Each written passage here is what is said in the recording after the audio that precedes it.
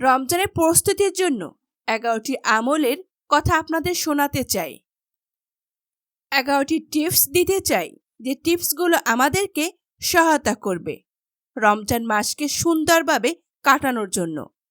যে উদ্দেশ্যে আল্লাহ রমজান দিয়েছেন তার পথে অগ্রসর হওয়ার জন্য এই 11টি পরামর্শ ইনশাআল্লাহ আমাদের কাজে আসবে। তার ভিতরে প্রথম হলো তওবা ইস্তিগফার করা। আমরা যত পাপ করি, যত কবিরা গুনাহ সগীরা গুনাহ করি, তা থেকে বেশি বেশি ইস্তিগফার করা।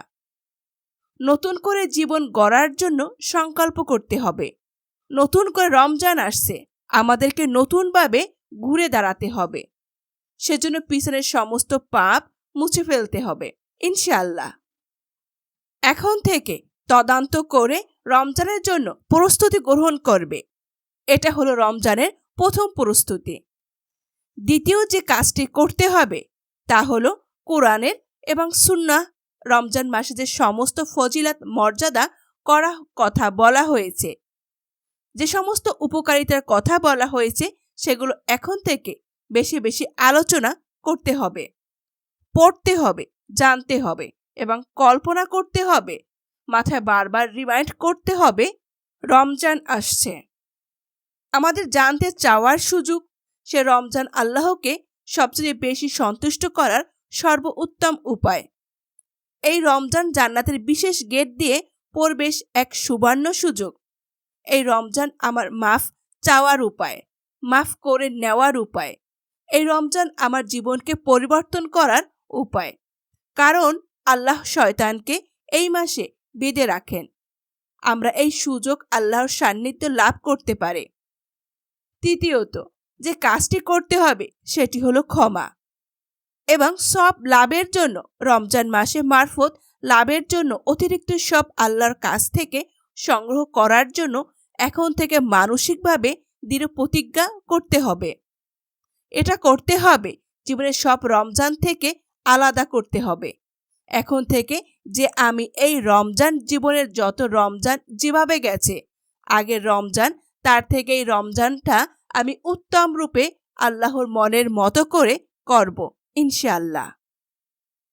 ইচ্ছা এবং প্রতিজ্ঞা করতে হবে যে এই রমজানে আমার টাকা আসুক আর না আসুক, ব্যবসা হোক আর না হোক, অন্যদিক থেকে লাভ বা ক্ষতি যাই হোক না কেন, আমি প্রতিজ্ঞা করলাম এই রমজানটা আমি ব্যতিক্রম রমজান কাটাবো। এই রমজান আমি আমার মালিককে খুশি করে ছাড়ব ইনশাআল্লাহ। এই রমজানে আমি আমার জাহান্নামের খাতায় নাম যদি লেখা হয়ে থাকে, সে নাম কাটাই ছাড়ব।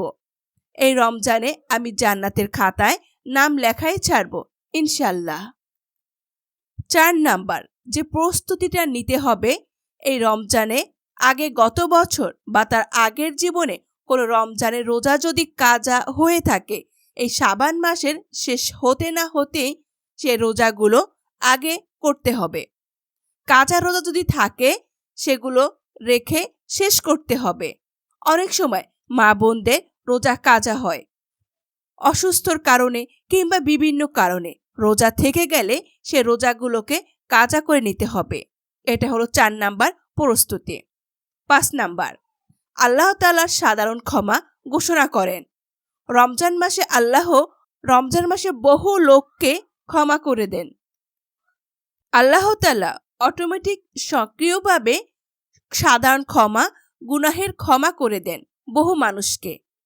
আমি আমার নামটাও সেখানে ঢুকিয়ে যা বিনা কষ্টে, তার জন্য আমাকে 2টি কাজ বিশেষভাবে করার চেষ্টা করতে হবে। 1, অন্তর থেকে হিংসাকে মুছে ফেলতে হবে। 2, নিজেকে পরিচ্ছন্নতা করতে হবে। এইটা যদি আপনি করতে পারেন তাহলে রমজান মাসে সাধারণ ক্ষমা পাওয়ার জন্য ইনশাআল্লাহ উপযুক্ত হয়ে যাবেন। 6 নাম্বার প্রস্তুতি হলো রমজান এবং সিয়াম রোজা সম্পর্কিত মাসালা যেগুলো আছে সেগুলো সব অর্জন করতে হবে।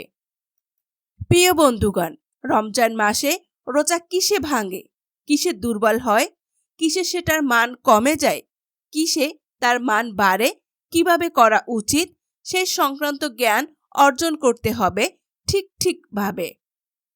7 নাম্বার যে প্রস্তুতিটা নিতে হবে সেটা হলো যে সমস্ত রমজান আমাদের কেটে গেছে, গত বছর, তার আগের বছর বিভিন্ন রমজান চলে গেছে, সে রমজানগুলোতে আমরা আমল করতে পারিনি। অনেকেই ঠিক না বেঠিক রমজানের পর আফসোস করে আগে থেকে ভালো করে প্রস্তুতি নিলে আপনার সময় চলে যাবে ঠিকই, পরে আক্ষেপ করবেন, আফসোস করবেন, কোনো লাভ নেই অযথা আফসোস করে।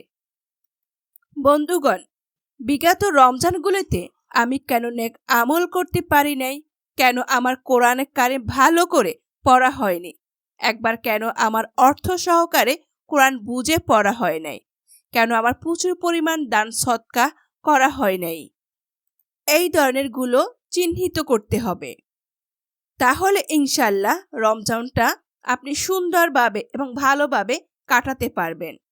৮ নাম্বার, প্রস্তুতি হলো রমজানে যে কাজগুলো আছে সেগুলো সাবান থেকেই তার প্রস্তুতিমূলক রিহার্সাল শুরু করে দিতে হবে, মহড়া শুরু করে দিতে হবে গুরুত্বপূর্ণ কাজের আগে থেকে।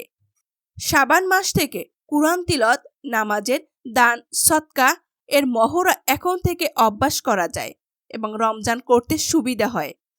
এটা হলো রমজানের ৮ নাম্বার প্রস্তুতি ছিল। ৯ নাম্বার, যে প্রস্তুতির কথা বলা হলো সেটি হলো যাতে সুন্দরভাবে ব্যবহার করতে পারে। রমজান মাসে ২৪ ঘন্টার রুটিন করতে হবে। রুটিন করতে হবে সকাল থেকে সন্ধ্যা পর্যন্ত। আর যেখানেই থাকি আমি, কোন মুহূর্তটা কি করলে আল্লাহ খুশি হবে, আল্লাহর সন্তুষ্টি করার চেষ্টা করুন। পুরা দিনের ছকটা কখন কি করব তার তালিকা করে নেওয়া। ১০ নাম্বার প্রস্তুতিটি হলো শুধুমাত্র চাঁদ কমিটির দিকে চেয়ে থাকা।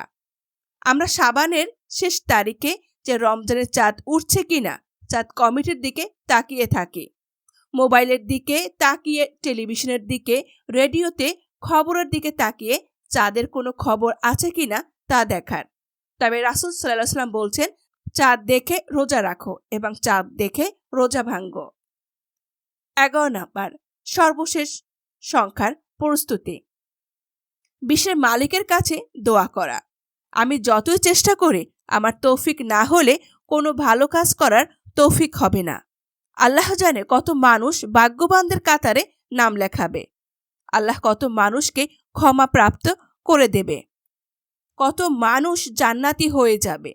মালিক, আমি যেন সেই সৌভাগ্যবানদের কাতারে হতে পারি।